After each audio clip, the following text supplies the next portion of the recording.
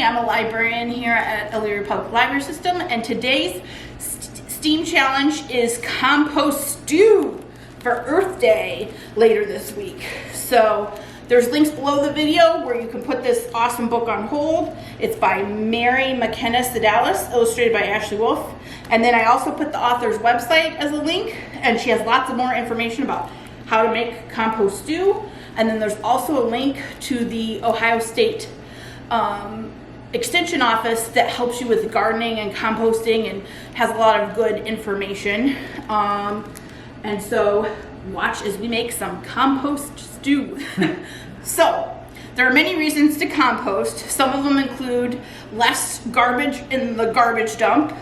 It helps enrich the soil and prevent soil erosion, which is when the soil rushes all away in the rain. So anything brown provides carbon, and then anything green provides nitrogen. So this was celery, the top of celery for my celery sticks, and then the bottom of the celery. So you can mix that in. So anything, banana peels are a good thing. You could even, this banana is so far gone, we don't even want to make banana bread. You can put the whole banana in there. These are some strawberry tops. So it can be anything plant-based. You don't want any meat or cheese or eggs or bones in there because that would attract wild animals like raccoons or skunks. So you don't really want those digging through your compost. So this apple's all bruised and rolled around on the ground, so we can put that in the compost. This spinach was best used about 2 weeks ago. So we can add the spinach and the baby carrots that are expired into the compost. You want your compost to be about 25% brown and about 75% green, which provides the nitrogen. Some other things besides food and leaves and grass that you can put in there are paper. So newspapers, brown lunch bags, and then you could even put coffee grounds and a coffee filter.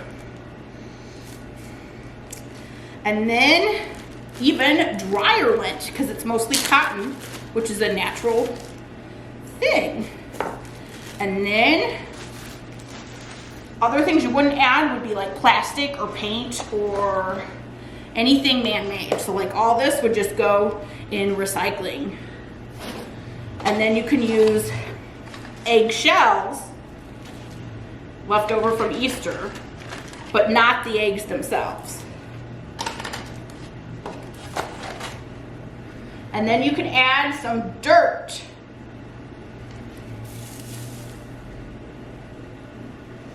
And then you'll mix it all together. And you'll keep this outside, hopefully in a container with a lid. And then once a day you kind of want to shake it to mix it up. And then we'll see some of my samples to show you what happens.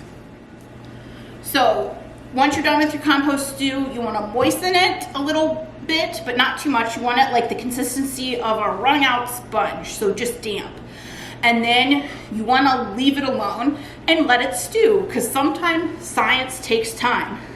So to make compost can take anywhere, depending on the size of the pile, a month to 3 months to even a year if you had a real big composting pile. And then some people add worms to their composting pile to help make it go faster. So I made several samples ahead of time to show you what's been happening. So on March 22nd, I made this one with leaves and some strawberries and some banana peels. And you can see it's getting nice and moist and starting to decay into a nice rich treat for Mother Earth. The strawberries are pretty much all gone at that point. And then this one I made on March 29th, and it's getting nice and damp, and the leaves are starting to crumble a little bit. And so if you want to make it in a bag, you would just come shake the bag about every other day or so. And then that's how you make compost stew. For more virtual programming and more books about Earth Day, check out our website and our YouTube channel. And thanks for watching. Bye.